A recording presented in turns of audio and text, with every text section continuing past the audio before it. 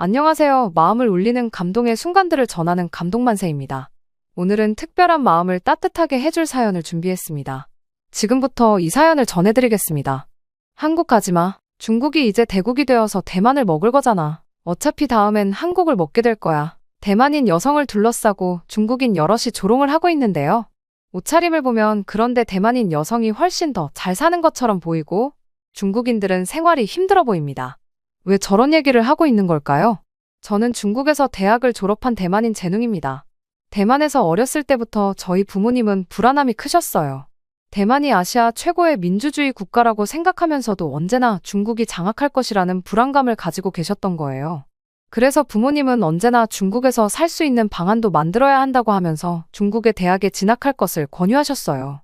중국의 대학을 졸업하더라도 대만에서 충분히 취업이 가능할 것이라고 생각을 하신 거죠. 하지만 저는 중국에서 정말 힘든 시간을 보냈어요. 대학의 교육보다도 사람들 때문에 힘들었습니다. 중국인들은 언제나 대만인들이 자신의 아래에 있다는 생각으로 살고 있었어요. 대만이 중국보다 훨씬 더 잘 살고 있는데 말이죠. 학점 관리보다도 중국인들의 조롱이 가장 힘들었습니다. 친절한 척하면서 어쨌든 대만도 중국의 영토니까 라는 말을 하는 사람들이 가득했어요. 그래도 친절하게 말하는 애들은 조금 나았던 것 같아요. 아예 대놓고 술자리나 밥을 먹을 때 그래서 대만이 어디의 영토냐? 라고 묻는 애들이 너무 많았어요. 저는 솔직히 괴로웠던 게요. 제가 다닌 중국의 대학은 나름대로 중국의 명문대학이었어요. 타이완 대학교보다 세계 순위가 더 높은 곳이었어요. 제가 고등학교 때 엄청나게 공부를 열심히 했기 때문에 그 대학에 갈 수 있었던 거죠. 이렇게 열심히 공부를 했다고 한 친구들도 결국 중국에 세뇌되어 있었던 거죠. 사실관계를 보려고 하는 중국인들은 아예 없었어요. 중국에서 공부를 잘하는 애들이면 더 심각했어요. 왜냐면 더 높은 고등교육 기관에서 더 세뇌를 강하게 당했거든요. 오직 중국만이 대단한 나라라고요. 학업적 성공에도 불구하고 저는 민족적 배경과 중국 사회의 기대 사이에 끼어 이방인처럼 느껴졌습니다. 하지만 중국에서의 생활은 제가 기대했던 것과는 거리가 멀었습니다. 대만 문화를 동화시키려는 중국 정부의 노력은 우리의 유산을 빼앗아갔고 중국 본토 사람들은 제가 대만인이라는 이유로 저를 차별했습니다. 진짜 어이가 없었어요. 대만인들이 중국인이 되길 누구보다 바라는 사람들인데 대만인 차별을 엄청나게 했어요. 외로움은 늘 제 곁에 있었지만 포기할 수 없었습니다. 그래도 어쨌든 졸업을 해야 했어요. 저는 굳은 의지로 인내하며 중국 최고의 기업 중 한 곳을 졸업했어요. 하지만 중국의 취업 시장은 냉혹했습니다. 중국의 경제 상황은 언론에서 묘사하는 것보다 훨씬 더 나빴어요. 대만인에게는 더 가혹했죠. 저는 베이징의 한 대기업에 취직했지만 높은 연봉은 엄청난 생활비로 금방 소진되었습니다. 민족적 배경에 따른 직장 내 차별은 제 불행을 가중시켰습니다. 중국에서는 답이 없는 것 같았어요. 그러다가 최악이 터진 거죠. 저는 코로나 시기에 해고를 당했어요. 처음에는 한국인을 해고했고요. 그 다음에는 홍콩 사람을 해고했어요. 그 다음에는 대만인 차례였죠. 그리고 나서는 중국인들까지 해고했어요. 중국의 경제 상황이 정말 최악이었거든요. 그러던 중 대학 시절 만난 성진이라는 한국인 친구가 제 인생에 큰 힘이 되어주었습니다. 우리는 계속 연락을 주고받았고 성진이는 현재 중국에서 받는 월급보다 더 많은 돈을 벌 수 있는 한국에서 일하는 것을 고려해보라고 제안했습니다. 상상할 수 없는 제안이었지만 저는 새로운 시작에 도전하기로 결심했습니다. 그렇지만 잘 생각하라고 했어요. 중국에서는 대기업에서 일했지만 한국에서는 대기업에서는 일하기 힘들거라고요. 중국을 대상으로 하는 무역회사나 막노동을 해야 한다고 했어요. 건설 현장에서 벽돌을 나르는 일들 말이에요. 하지만 또 중소기업을 다니다가 이직을 할 수도 있다고 했어요. 그리고 한국은 중국처럼 마음에 안 든다는 이유로 단번에 해고할 수는 없으니까 잘 생각해보라고 했어요. 선택은 제 몫이라고요. 중국에서의 생활의 환멸을 느낀 저는 한국에서 더 나은 기회를 찾기로 결심했습니다. 저는 한국이 중국에 비해 더 나은 근무 조건, 더 높은 급여, 더 효율적인 업무 환경을 제공한다는 것을 알게 되었습니다. 저는 대기업을 다녔던 사람이지만 결국 한국의 중소기업의 중국과 대만의 무역 담당으로 취직하게 되었어요. 부모님은 극대노를 하셨죠. 불안한 마음에 중국까지 대학을 보냈던 건데 어떻게 중국도 아니고 한국으로 갈 수가 있냐고요. 그런데 저 역시도 불안한 마음에 한국행을 택한 거였어요. 중국과 대만의 정치 상황을 보면 답이 없어 보였어요. 심지어 우크라이나를 보세요. 더 작은 국가와 더 상식이 있는 국가가 꼼짝없이 당하고 말잖아요. 대만도 중국보다 더 작고 상식이 있는 나라라서 말이 안 통하는 나라한테 이길 수가 없는 거죠. 한국 생활에 적응하면서 감사한 마음과 새로운 목적의식이 제 마음을 가득 채웠습니다. 저는 더 이상 생존을 위해 일하는 것이 아니라 가족을 위해 더 나은 미래를 만들고 있었습니다. 하루하루가 지날수록 중국에서는 꿈꿀 수 없었던 삶을 살 수 있는 기회를 제공하는 한국이 우리에게 맞는 곳이라는 확신이 더욱 커졌습니다. 불확실한 길을 가기로 한 저희 결정은 친구들의 비판과 불신으로 이어졌습니다. 한국에 있는 중국인 친구들은 왜 가난한 나라로 가려고 하느냐며 대놓고 저를 조롱했습니다. 한때 자신이 우월하다고 믿었던 한국에 대해 뿌리 깊은 열등감을 품고 있는 중국인들이 많다는 것을 알 수 있었습니다. 하지만 성진이와 진심 어린 대화를 나눈 후 저는 이런 생각이 공허하고 근거 없는 생각이라는 것을 깨달았습니다. 저는 한국 회사에서 일하면서 근면과 헌신의 가치를 배웠습니다. 일부 노동자들이 편법을 동원하고 의심스러운 관행에 가담하는 것으로 알려진 중국과 달리 한국 노동자들은 자신의 일에 자부심을 가졌습니다. 그들은 팀워크와 정직함, 수준 높은 장인정신을 중요하게 여겼습니다. 무엇보다 대만인이라는 이유로 차별하는 사람이 없었어요. 가장 고마웠던 건 한국 사람들 대다수가 중국이 잘못했다고 생각하고 있었던 거죠. 일본의 한국 식민 통치는 1910년부터 1945년까지 약 35년간 지속되었습니다. 그래서 한국 사람들이 대만의 상황을 더 이해해 주었어요. 대만은 17세기부터 1895년 청나라가 멸망할 때까지 약 250년에 걸쳐 훨씬 더 오랜 기간 동안 중국의 통치를 받았습니다. 한국은 이웃 국가인 일본의 식민지였습니다. 조상들이 경험한 일임에도 불구하고 한국 사람들은 역사와 식민지의 상처에 대해 관심이 많았어요. 일제강점기 동안 한국은 상당한 문화적 억압과 일본 문화에 대한 강제 동화를 경험했습니다. 한국어 사용이 금지되었고 많은 한국인이 일본식 이름과 관습을 강요당했습니다. 이 시기는 한국인의 정체성에 깊은 상처를 남겼습니다. 대만이 당한 것들만큼 한국도 힘든 시기를 보냈다는 생각에 저는 한국에 대한 애정이 더 커졌습니다. 그 와중 한국인들에게 존경심이 들었는데요. 일본의 식민 통치에 대한 한국의 저항은 강렬했으며 수많은 독립운동과 시위가 일어났습니다. 이 시기는 민족주의 의식을 고취하고 한국 독립운동에 기여했습니다. 대만은 중국 통치 기간 동안 같은 수준의 민족주의 운동을 경험하지는 못했으니까요. 저는 결국 식민 지배를 벗어나 이 정도로 경제 성장을 이루어낸 한국을 존경하는 마음이 들었어요. 최근에 대만에서 선거가 있었는데요. 저는 정말로 이제 한국 이민을 진지하게 준비해야 한다고 다짐했어요. 대만의 대선은 친미 후보와 중국과의 관계 개선을 주장하는 친중 후보 간의 싸움이라고 생각하시면 되는데요. 이러한 이념적 분열은 대만의 복잡한 지정학적 상황과 자치에 대한 열망을 반영하는 대만 정치의 두드러진 특징입니다. 이번 선거의 개요는 다음과 같습니다. 무조건 친미 후보를 지지해야지라고 생각하겠지만 저는 그렇게 단순한 문제는 아니라고 생각해요. 전 물론 친미 후보를 지지하는 편입니다. 친미 성향의 후보들은 일반적으로 대만의 민주적 가치와 인권, 그리고 미국과의 강력한 파트너십 유지의 중요성을 강조해요. 전쟁이 일어났을 때 미국이 도와줄 것이라고 강력하게 생각하는 거죠. 이들은 대개 중국의 잠재적 군사 위협을 억제하기 위해 미국으로부터 첨단 무기를 구매하여 대만의 국방력을 강화해야 한다고 주장합니다. 친미 성향의 후보들은 대만이 국제기구에 적극적으로 참여할 수 있도록 보장하면서 미국 및 기타 우방국과의 경제 관계를 강화하고자 하는 경우가 많습니다. 저도 공감해요. 하지만 여기에는 전제가 있는 거죠. 전쟁이 일어날 것이라고 모두가 확신하게 되는 거예요. 대만을 지키는 방법으로 미국이 참여하는 대만과 중국의 전쟁을 예상하는 거죠. 전 전쟁은 싫어요. 하지만 대만이 사라지는 것도 싫어요. 정말 어려운 일이죠. 반면에 친중 후보들은 중국과의 관계 개선을 선호합니다. 이들은 중국 본토와의 긴밀한 경제 통합과 외교적 관여를 주장할 수 있습니다. 이러한 후보들은 중국과의 경제 협력, 무역 협정, 인적 교류가 대만의 경제 발전에 필수적이라고 보고 이를 우선시할 수 있습니다.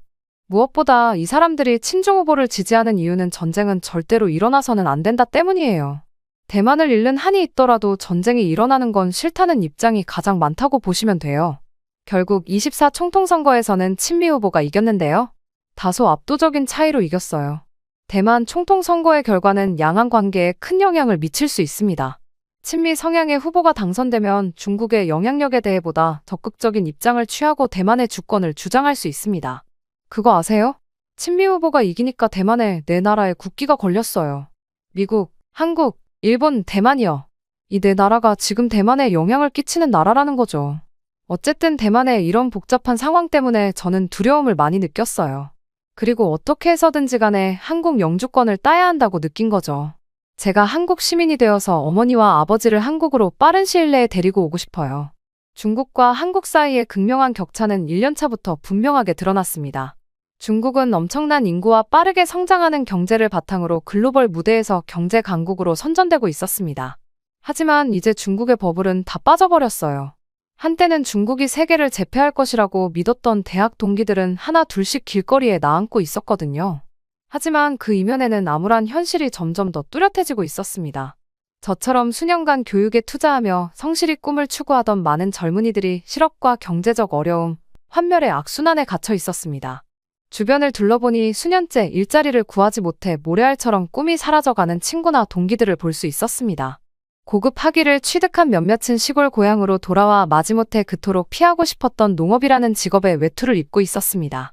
미디어에서 묘사된 것보다 훨씬 더 심각한 중국의 경제 침체는 수많은 사람들을 절망에 빠뜨렸습니다. 저는 한국으로 빨리 와서 정말 다행이라고 생각했어요. 제 자신의 변화 속에서 저는 중국에 남아있는 친구들의 처지를 돌아보지 않을 수 없었습니다. 그들의 고난과 절망의 이야기는 중국 전역에 계속되고 있는 경제적 혼란을 극명하게 상기시켜 주었습니다. 그들 중 일부는 생존을 위해 길거리에서 잠을 자는 등 극단적인 방법을 택했다는 사실을 알게 되어 실망스러웠습니다. 매일같이 저를 비웃었던 친구들이 떠오르면서 기분이 이상해졌어요. 반면 시간이 지날수록 한국인 동료들과 맺은 끈끈한 유대감은 더욱 깊어졌습니다. 우리는 한국인 동료들의 존경과 동지애를 빠르게 얻었습니다. 우리는 함께 교활하고 비양심적인 수법으로 악명 높은 중국인 노동자들을 상대하곤 했습니다. 이런 상황에서 유창한 중국어 욕설로 대응하는 아버지의 모습은 종종 한국인 동료들에게 재미와 감동을 선사했습니다. 생일날 커피 선물을 주고받는 한국인들의 모습을 보면서 항상 깊은 감사함을 느낍니다. 이 따뜻한 전통을 지켜보면서 특별한 날 커피 한 잔을 나누는 소박하지만 의미 있는 행위로 인생에 감동을 준 이 이야기의 주인공을 떠올리지 않을 수 없었습니다. 생일날 스타벅스 기프트 카드를 주고받는 행위입니다. 스타벅스 매장을 쉽게 찾아볼 수 있고 커피 문화가 사회 깊숙이 자리 잡은 한국에서는 점점 더 대중화되고 있는 관습입니다. 누군가는 단순한 선물로 여길 수도 있지만 저는 이를 사랑하는 사람들과 소통하고 진심을 표현할 수 있는 기회로 여깁니다. 무엇보다 중국에서는 사치품으로 여겨졌던 것들이 한국에서는 당연하게 받아들여지는 걸 보면서 한국과 중국의 차이가 얼마나 큰지 느껴졌어요. 한국의 깨끗한 거리를 처음 걸었을 때 저를 둘러싸고 있는 깨끗함과 질서정연함의 경외감을 느꼈던 기억이 납니다. 눈부신 광경이었고 깨끗한 거리에 대한 저희 감탄은 진심에서 우러나온 것이었습니다. 이건 대만에서만 볼 수 있던 광경이었어요. 중국에서는 이런 거리를 경험해 본 적이 없어요. 인도를 따라 걸으면서도 쓰레기는 단 한 조각도 눈에 띄지 않았습니다. 마치 보이지 않는 관리팀이 꼼꼼하게 청소한 것처럼 거리는 흠잡을 데 없이 깨끗했습니다. 다른 곳에서 익숙해져 있던 분주하고 종종 혼란스러운 거리와는 극명한 대조를 이뤘습니다. 잘 관리된 한국의 공공장소는 한국 사회에 스며든 집단적 책임감과 시민적 자부심에 대해 많은 것을 말해주고 있었습니다. 사람들은 자신의 이익뿐만 아니라 모두의 즐거움을 위해 주변 환경을 깨끗하게 유지하기 위해 세심한 주의를 기울이는 것이 분명했습니다. 낙서나 기물 파손이 없는 것도 눈에 띄었습니다. 다른 곳이었다면 보기 흉한 팻말이나 낙서로 훼손되었을 벽은 화려한 벽화와 예술 작품으로 장식되어 거리에 시각적 매력을 더했습니다. 이는 공공장소에 대한 존중과 예술과 문화에 대한 인식을 보여주는 증거였습니다. 하지만 제가 감탄한 것은 쓰레기나 기물 파손이 없다는 것만이 아니었습니다. 재활용과 쓰레기 관리에 대한 한국의 노력은 인도를 따라 일정한 간격으로 깔끔하게 정리된 쓰레기통에서 분명하게 드러났습니다.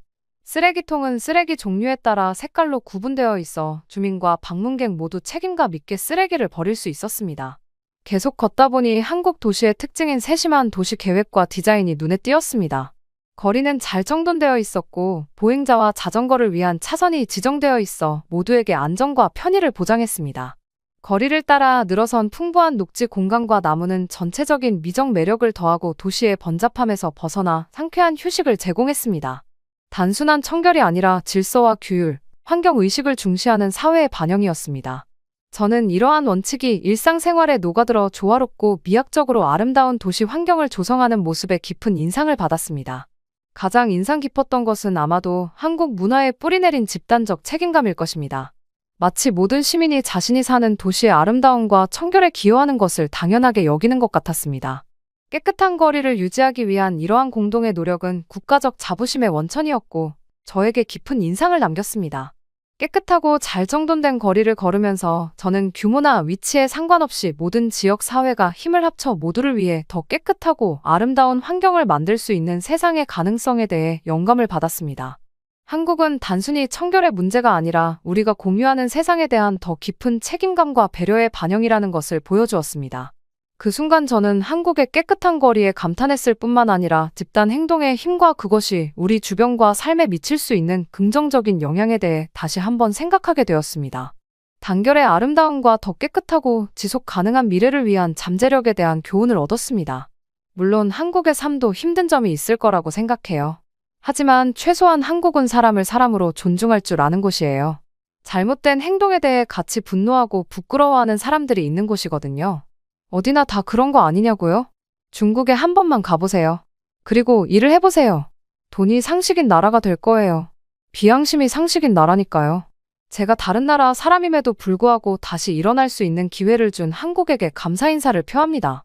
대만도 한국과 같아졌으면 좋겠어요. 아니, 한국은 도대체 뭔 나라지? 한국인은 다 기형아인가? 왜 저렇게 빼빼 말라있는 거야? 이해가 안 돼. 여기 캘리포니아 대학생이 한국에 와서 사람들의 몸무게에 기겁을 하는데요.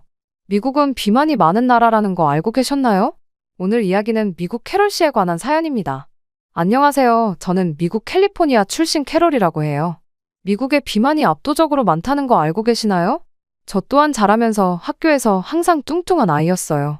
애들 사이에 섞이려고 노력했지만 애들이 못되게 굴기도 하잖아요? 제 몸무게에 대해 귓속말로 때로는 직접적으로 말하기도 했죠. 마음이 아팠지만 무시하려고 노력했어요. 제 동생 케빈도 같은 처지였어요. 우리 둘 다 넓은 어깨와 건장한 체격을 물려받았어요. 그리고 무엇보다 저희 부모님으로부터 비만 유전자도 물려받았죠. 고등학교도 크게 다르지 않았습니다. 저는 책과 음악에서 위안을 얻었고 운동이나 육체적 노동이 필요한 모든 것을 멀리했죠. 누가 남들 앞에서 숨을 헐떡이고 싶겠어요? 몇 번 다이어트를 시도했을 때는 마치 희망과 실망의 끝없는 순환처럼 느껴졌습니다. 다이어트 식단은 너무 제한적이거나 전혀 매력적이지 않았거든요. 왜 항상 건강하단 음식은 맛이 없고 맛있는 건 건강하지 않은 걸까요? 몇 파운드를 감량했다가도 다시 조금만 더 먹으면 살이 찌곤 했죠. 솔직히 말해서 실망스러웠습니다. 그러다 대학에 들어갔죠. 완전히 새로운 세상이 펼쳐졌지만 제 옛 습관은 그대로 남아 있었습니다. 맥도날드 더블버거를 먹으며 밤늦게까지 공부하고 주말에는 과자와 탄산음료를 잔뜩 먹으며 파티를 열었죠. 그러던 중 저는 흥미로운 사실을 발견했습니다. 다양한 인종으로 구성된 친구들 중 아시아 학생들, 그들은 분명 점심때 잘 먹는 것 같긴 했는데 도대체가 살이 안 찌고 늘 말라있더라고요. 말라있다고 해서 불건강한 것도 아니었어요. 아시아 친구들은 먹고 싶은 것은 다 먹는데 신기하게도 건강하더라고요. 저는 당연히 일본인일 줄 알았죠. 왜냐하면 일본은 섬나라고 회를 주로 먹잖아요. 어디서 들었는데 회는 건강하고 칼로리도 그닥 많지 않아서 다이어트식으로 연어를 많이 먹기도 한대요. 그래서 저는 당연히 일본인일 줄 알았던 거죠. 그렇게 건강한데 설마 한국이기야 하겠어요? 네, 한국인이었습니다. 놀랍게도요. 저는 도무지 이해를 할 수가 없었죠. 똑같이 먹고 똑같이 걷는 것 같은데 왜 한국인들은 살도 안 찌는 거지? DNA가 다른 줄로만 알았죠. 졸업이 다가오면서 저는 선택의 기로에 서게 되었습니다.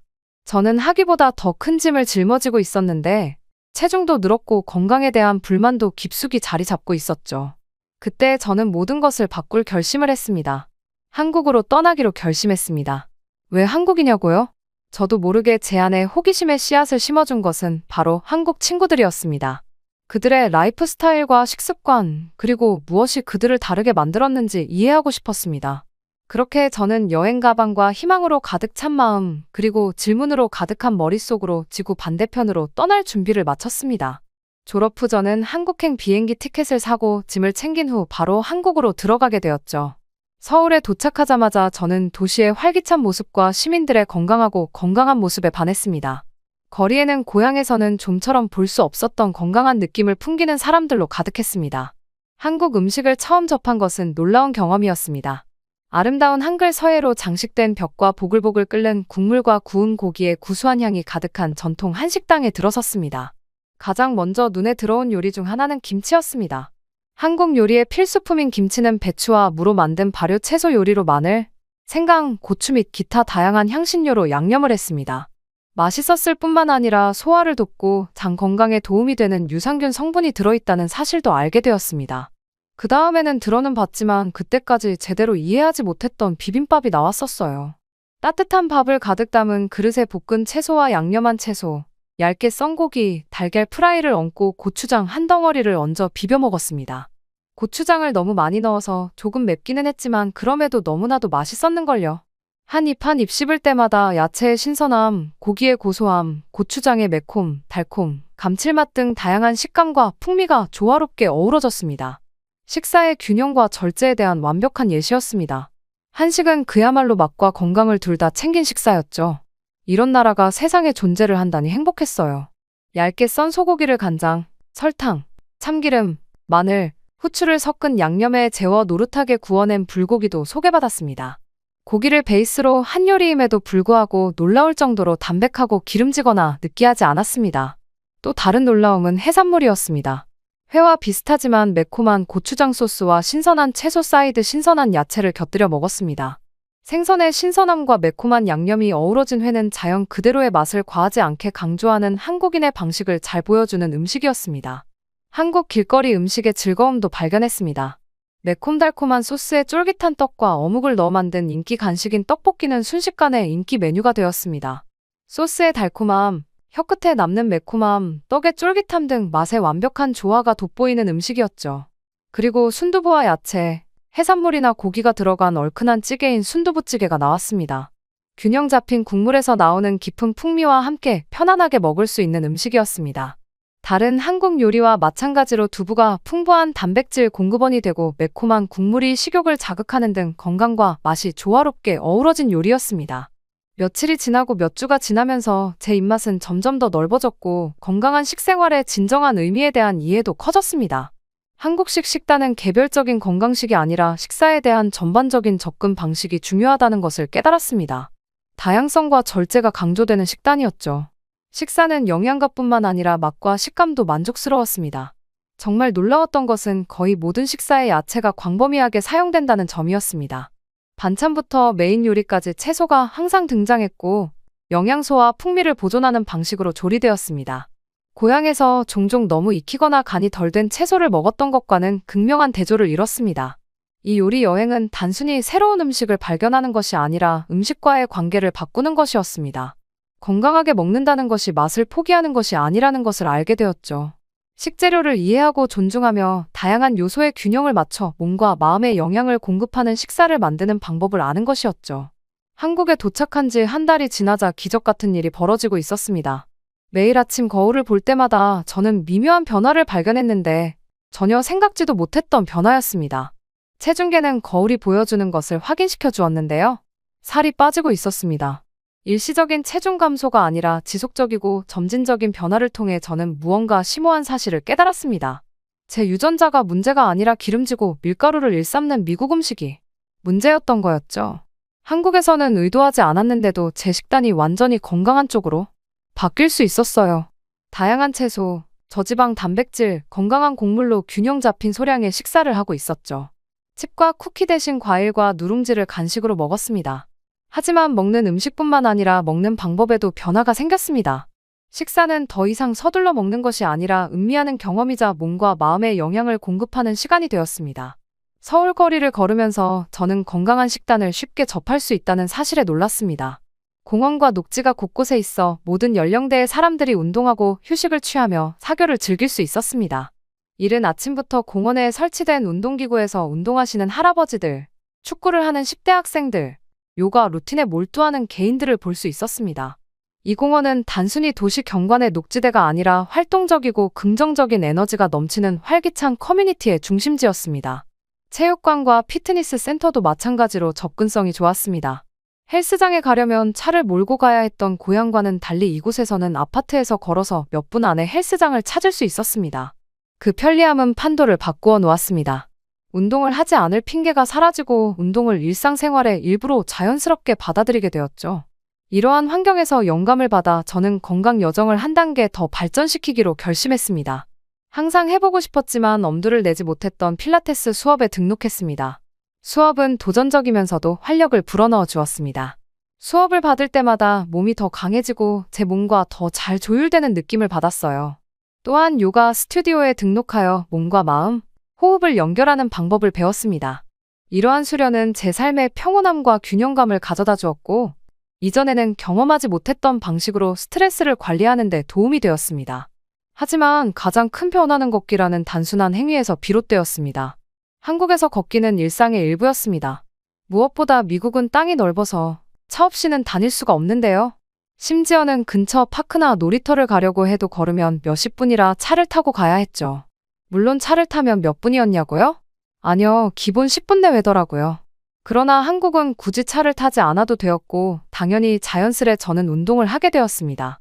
동네 시장으로 여유롭게 산책하든, 근처 공원으로 빠르게 걸어가든, 전보다 더 많이 걷는 자신을 발견했습니다. 서울의 거리에는 가로수가 늘어서 있었고, 동네마다 저마다의 독특한 매력이 있었습니다. 걸어서 갈 수 있는 거리에서 고풍스러운 카페, 유적지, 숨겨진 정원을 발견할 수 있었죠. 또한 야외 활동을 중시하는 문화도 발견했습니다. 예를 들어 하이킹은 모든 연령대의 한국인들이 주말에 즐기는 인기 있는 활동이었어요. 저는 서울 도심에 있는 북한산을 오르는 그룹에 합류했습니다. 등산로는 험난했지만 등산객들 간의 동료애와 정상에서 바라보는 숨막히는 경치는 모든 걸음을 가치 있게 만들었습니다. 신체적, 정신적 성취를 통해 자신감을 키우고 한국 아웃도어에 대한 애정을 더욱 키울 수 있었습니다. 몇 주가 지나면서 제 변화는 더욱 분명해졌습니다. 꽉 끼던 옷이 편안하게 맞았고 하루 종일 에너지가 넘쳤습니다. 하지만 신체적인 변화보다 저를 가장 놀라게 한 것은 정신적인 변화였습니다. 더 이상 운동을 귀찮은 일로 여기거나 건강한 식습관을 별로 여기지 않게 되었습니다. 그것들은 제가 진정으로 즐기는 라이프 스타일, 풍요롭고 만족스러운 라이프 스타일의 일부가 되었습니다. 본토 한국인들과의 교류도 제 여행에서 중요한 역할을 했습니다. 좋아하는 건강 레시피를 공유하고 새로운 운동을 소개해주고 제 한계를 계속 뛰어넘을 수 있도록 격려해주는 친구들을 사귀게 되었죠.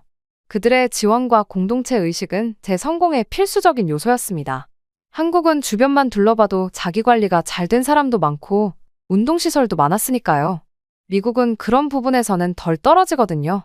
돌이켜보니 이전 환경이 제 건강에 해로운 습관을 형성했다는 사실을 깨달았습니다. 미국에서는 패스트푸드의 편리함과 자동차에 대한 의존도가 저를 좌식 생활의 길로 이끌었습니다. 반면 한국의 인프라와 문화는 활동적이고 건강한 라이프 스타일을 쉽게 받아들일 수 있도록 장려한다는 점이 우세하더라고요. 그렇게 거울 속에 저 자신이 조금씩 하지만 꾸준히 살이 빠지는 변화를 보았고, 저도 앞으로 한국에서는 이럴 줄만 알았는데요. 한국에서는 생각지도 못한 문제가 일어났어요. 바로 한국의 길거리 음식의 유혹을 도무지 뿌리치기가 쉽지 않았죠. 가장 기억에 남는 첫 만남 중 하나는 소떡소떡과의 만남이었습니다. 포장마차가 늘어선 활기찬 거리를 걸으며 매혹적인 향기를 내뿜으며 지나가는 사람들을 유혹했던 기억이 납니다. 단맛, 매운맛, 고소한 맛이 어우러진 소떡소떡의 냄새는 거부할 수 없는 매력이었고 저를 떡밥 쪽으로 끌어당기는 듯했습니다. 떡과 소시지의 독특한 조합인 이 요리는 윤기가 흐르는 매콤한 고추장 소스를 발라 노릇하게 구워냈습니다. 고향에서 먹던 단순한 소시지 구이와는 완전히 대조적이었습니다. 떡의 쫄깃함과 소시지의 풍성함이 매콤달콤한 소스와 조화를 이루며 한 입 베어 물었을 때 맛의 폭발이 일어났습니다. 저는 도대체 한국 사람들은 이런 음식을 어떻게 생각해내는 거지? 너무 궁금했어요. 미국에서는 대부분 다양하지 않고 창의적이고 신선한 음식은 딱히 없거든요. 그냥 다 기름지거나 양념도 한정적이잖아요. 하지만 한국은 재료 자체가 달랐습니다. 또 한 번은 길거리를 걷던 중 흑설탕, 견과류, 계피로 속을 채우고 노릇노릇하게 튀겨낸 달콤한 팬케이크인 호떡을 우연히 발견했습니다. 따뜻하고 스며 나오는 달콤한 속과 바삭한 겉면의 조합은 특히 쌀쌀한 저녁에 맛볼 수 있는 즐거운 음식이었습니다. 또 한 번은 맛과 식감이 어우러지는 닭고기찜 요리인 찜닭을 맛보았습니다. 간장 소스에 재운 닭고기와 야채, 유리면, 한국식 향신료를 넣고 끓인 찜닭은 부드러우면서도 깊고 고소한 풍미가 가득했습니다. 단맛과 짠맛이 완벽하게 조화를 이루며 매콤한 향신료의 여운이 입안에 오래 남는 요리였습니다. 또 길거리를 지나가다 보니 붕어빵도 팔더라고요. 붕어빵은 미국에서도 유명해서 먹어본 적이 있는 음식이었는데 저는 한국 거인 줄은 몰랐죠. 차이나타운에서 먹어봤는데 거기서 먹었던 건 뭔가 내용물이 퍽퍽하고 밀가루 맛만 많이 났는데 한국에서 먹었던 붕어빵은 달랐어요. 슈크림과 팥이 있었는데 팥이 근본이라 더 좋더라고요. 이어서 다양한 해산물과 파를 넣어 만든 고소한 파전이 나왔습니다. 겉은 바삭하고 속은 부드러워 한입 베어 물 때마다 바다의 풍미가 가득했습니다. 톡 쏘는 간장 소스에 찍어 먹으면 비 오는 날의 간식으로 제격이며 삶의 소박한 즐거움을 상기시켜 주더라고요. 특히 기억에 남는 경험 중 하나는 한국 전통 시장에서였습니다. 시장은 신선한 농산물부터 의류까지 모든 것을 파는 상인들로 북적이는 미로와도 같았습니다. 하지만 제 눈길을 사로잡은 것은 포장마차였습니다. 빈대떡, 녹두전 등을 파는 노점상들이 바삭하게 튀겨내어 기름으로 반짝반짝 빛나면서도 거부할 수 없는 유혹을 주었죠. 그리고 매콤달콤한 양념에 튀긴 작은 닭고기 조각을 입힌 닭강정 꼬치도 군침 도는 향으로 공기를 가득 채웠습니다. 특히 매운 버전, 덜 매운 버전도 있고 심지어는 간장도 있었는데 저는 간장 양념 맛 닭강정이 최고였어요. 한식은 맛과 건강을 둘 다 잡은 한마디로 일석이조라 할까요? 한국에 도착한 반년이 지났을 때였어요. 그 여정은 그야말로 변화의 연속이었습니다. 거울 앞에 섰을 때 저는 저를 돌아보는 제 모습을 거의 알아보지 못했습니다. 거울에 비친 제 모습은 늘 비만이었던 제가 이제는 거의 정상에 보일 만큼 살이 빠졌던 거죠. 물론 살이 급격하게 빠져서 튼 살도 조금 생겼지만 말이죠. 저는 이 이정표를 달성하던 나를 기억합니다. 조용한 아침이었는데 체중계에 올라서자 긴장된 기대감이 저를 가득 채웠습니다. 숫자가 멈추자 6개월 전만 해도 달성할 수 없다고 생각했던 목표가 눈앞에 펼쳐졌습니다. 저는 불신과 자부심, 그리고 엄청난 감사가 뒤섞인 감정에 휩싸였습니다. 제 인생에서 처음으로 제 몸과 건강을 스스로 통제할 수 있다고 느꼈습니다. 이런 변화의 비결은 한식뿐만 아니라 한식과 함께한 생활 습관 전체에 있다는 것을 깨달았습니다. 균형과 다양성, 천연 식재료를 강조하는 한식이 그 중심 역할을 했습니다. 채소, 살코기, 발효식품, 곡류가 풍부한 한식 식단은 체중 감량뿐만 아니라 전반적인 건강식에도 도움이 되었거든요. 서울 거리를 걸으며 도시의 광경과 소리를 감상하다 보니 서울이 제 삶의 일부가 되었다는 것을 깨달았습니다. 활기찬 시장, 평화로운 사찰, 활기찬 축제 등 도시 구석구석에는 저마다의 이야기가 있었고 저도 그 이야기의 일부가 되어 있었습니다. 사실 한국에서 이렇게까지 오래 있을 예정은 아니었어요. 그러나 막상 6개월이 지나고 한국을 떠나려 하니까 왠지 모르게 씁쓸하더라고요. 아니, 씁쓸하다기보다는 두려웠어요. 미국에서는 늘 비만이었잖아요. 게다가 미국 음식은 다양하지도 않고 그냥 기름지거나 단맛밖에 없고 밀가루가 주 음식이었는데 말이죠. 하지만 한식은 정말 여러 면에서 칭찬이 자자할 수밖에 없더라고요. 그리고 이렇게 좋은 나라가 있는데 저는 내가 왜 굳이 돌아가야 되지? 라는 생각이 들었고 결국 저는 한국에서 살아야겠다고 결심을 했죠. 단순히 살 때문은 아니었어요. 건강 외에 한국은 인프라가 정말 구축이 잘 되어 있다고 느꼈거든요. 앞으로의 한국 생활, 그리고 더 변화할 제 자신도 기대되네요. 중국은 원래 이렇게 사기꾼이 많은가요? 한 여자가 길거리에 절망적인 표정으로 서 있습니다. 이 여자는 중국에서 무슨 일을 겪은 걸까요? 안녕하세요.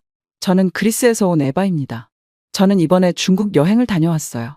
여행을 결심하게 된 계기라면 제 방에 앉아 지도를 바라보며 제 인생에 무언가 빠진 것 같은 느낌이 들었던 기억이 납니다. 저는 지금까지 경험한 것과는 완전히 다른 모험을 원했습니다. 그때 제 머릿속에 중국이 떠올랐죠. 저는 설레면서도 긴장했어요. 물론 부모님은 걱정하셨죠. 부모님은 안전하고 예측 가능하며 지루한 일반적인 관광지를 선호하셨거든요. 하지만 저는 다른 것을 원했어요. 살아있음을 느끼고 제 한계를 시험해보고 싶었어요. 그래서 18살의 꿈으로 가득 찬 마음과 필수품으로 가득 찬 배낭을 메고 중국행 비행기에 몸을 실었습니다. 베이징에 도착하자마자 저는 약간의 두려움과 함께 설렘이 밀려오는 것을 느꼈습니다. 공항은 거대했고 한자로 된 표지판은 풀어야 할 아름다운 퍼즐처럼 보였습니다. 번역 앱을 준비해 갔는데 사실 큰 도움이 되지는 않았습니다. 결국에는 제가 하나하나 검색해서 다녔으니까요. 첫 번째 도전은 공항에서 바로 음식을 주문하는 것이었습니다. 중국어가 서툴고 앱에 결함이 있어서 실수로 가장 매운 요리를 주문했죠. 그때의 화끈거리는 느낌과 눈물이 아직도 생생합니다. 재앙이었지만 교훈을 얻기도 했어요. 잘 모르는 것에 도전하려면 사전 조사가 필요하다는 것을요. 게스트하우스로 가는 길을 찾는 것도 또 다른 모험이었어요. 사기에 대해 읽긴 했지만 제가 첫날부터 표적이 될 줄은 몰랐어요. 친절하게 생긴 한 남자가 짐을 들어주겠다고 했는데 그 다음 순간 저는 택시 요금의 3배를 지불하고 있었어요. 실망스러웠지만 더 조심해야겠다는 생각이 들었습니다. 그날 밤 게스트하우스에 있는 작지만 아늑한 방에 누우면서 저는 저에게 어떤 일이 더 기다리고 있을지 기대했습니다. 저는 집에서 수천 마일 떨어진 언어도 통하지 않는 나라에 와 있었고 이미 여러 가지 모험을 겪었으니까요. 하지만 저는 이 기회를 최대한 활용하기로 결심했습니다. 베이징을 탐험하는 것은 눈을 뜨게 하는 일이었습니다. 만리장성을 방문했는데 숨이 멎을 것 같았어요. 이 고대의 경이로움 위에 서서 저는 역사와 깊은 유대감을 느꼈고 세계의 광활한 타임라인에서 제 자신이 작아지는 느낌을 받았습니다.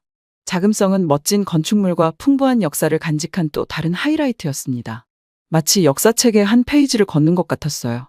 하지만 모든 것이 쉬운 것은 아니었습니다. 혼잡한 거리를 헤매고 대중교통을 이용하고 쇼핑과 같은 간단한 일조차도 쉽지 않았습니다. 때때로 익숙한 것에 대한 그리움에 압도당했던 기억이 납니다. 하지만 그 모든 도전은 저에게 인내심과 적응력, 회복성을 가르쳐준 배움의 시간이었습니다. 며칠이 지나면서 저는 혼돈 속에서 좀 더 편안함을 느끼기 시작했습니다. 친구도 사귀고, 언어도 조금씩 익히고, 예측할 수 없는 일상을 즐기기 시작했죠. 제 자신의 새로운 면모를 발견하는 변화의 시기였습니다. 중국 여행 중 게스트하우스에 머물 수 있다는 생각에 설레는 마음이 들었습니다. 현지 문화에 흠뻑 빠져들고 동료 여행자 및 주민들과 교류할 수 있는 완벽한 기회라고 생각했기 때문이죠. 단순한 관광객이 아닌 활기찬 삶의 일부로서 중국을 경험하고 싶었습니다. 하지만 제 기대가 곧 현실과 부딪히게 될 줄은 몰랐어요. 번화한 중국 도시의 고풍스러운 골목에 자리 잡은 게스트하우스는 언뜻 보기에도 매력적으로 보였습니다. 하지만 그 매력이 사라지는 데는 그리 오랜 시간이 걸리지 않았습니다. 생활 환경은 제가 상상했던 것과는 거리가 멀었습니다. 다양한 여행객의 삶으로 북적이는 곳이지만 관리가 제대로 되지 않은 곳이었습니다. 방은 비좁고 화장실과 주방 같은 공용시설은 방치된 상태였습니다. 저는 다른 생활 수준을 경험하는 것도 여행 경험의 일부라고 생각하며 열린 마음을 가지려고 노력했습니다. 나중에 알고 보니 중국의 큰 호텔을 제외하고는 모두 비슷한 수준이었습니다. 처음의 충격에도 불구하고 저는 최선을 다해 숙박하기로 결심했습니다. 다른 투숙객들과 대화를 나누고 이야기를 나누고 싶어서 공용 공간으로 들어갔습니다. 하지만 제가 시도한 의사소통은 종종 혼동이나 오해로 이어졌고 소통보다는 고립감을 더 많이 느꼈습니다. 언어가 큰 장애물이었고 문화적 표현의 뉘앙스가 상호작용에 또 다른 복잡성을 더했습니다. 진짜 어려움은 식중독에 걸렸을 때였습니다.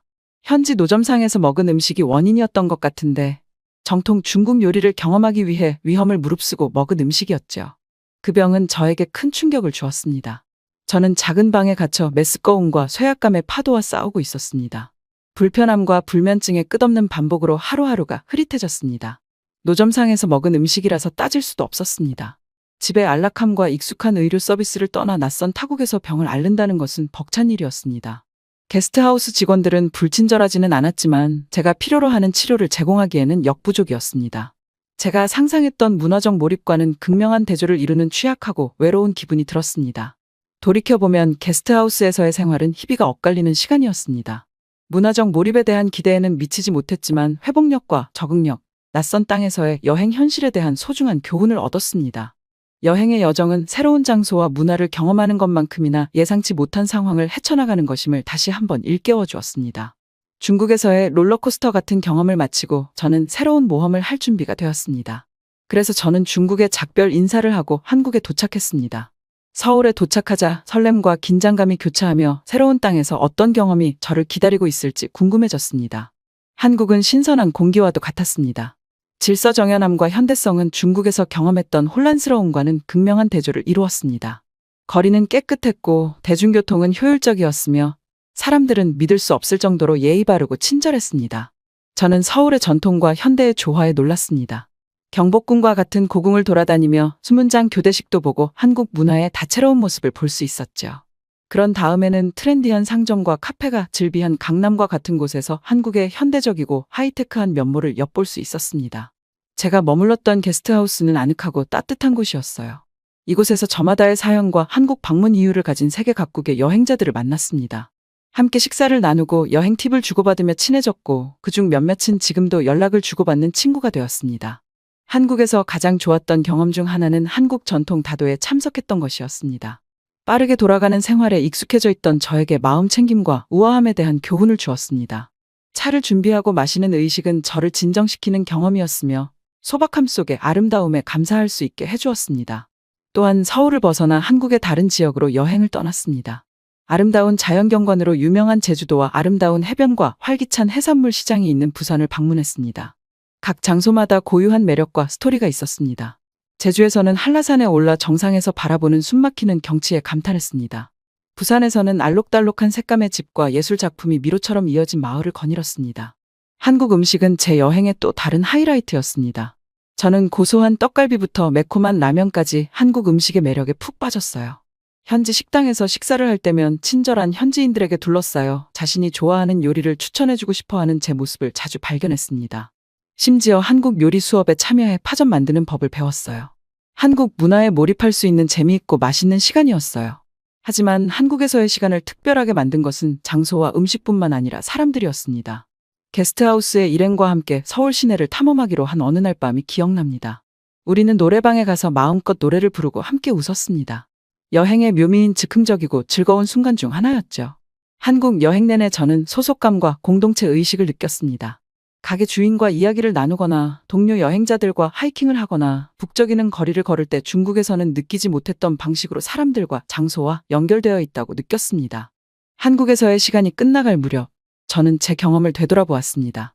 중국에서는 제 자신에게 도전하고 안전지대를 벗어나는 것이 중요했다면 한국에서는 기쁨과 유대감을 찾고 다른 문화에 대해 더 깊이 이해할 수 있었다는 것을 깨달았습니다.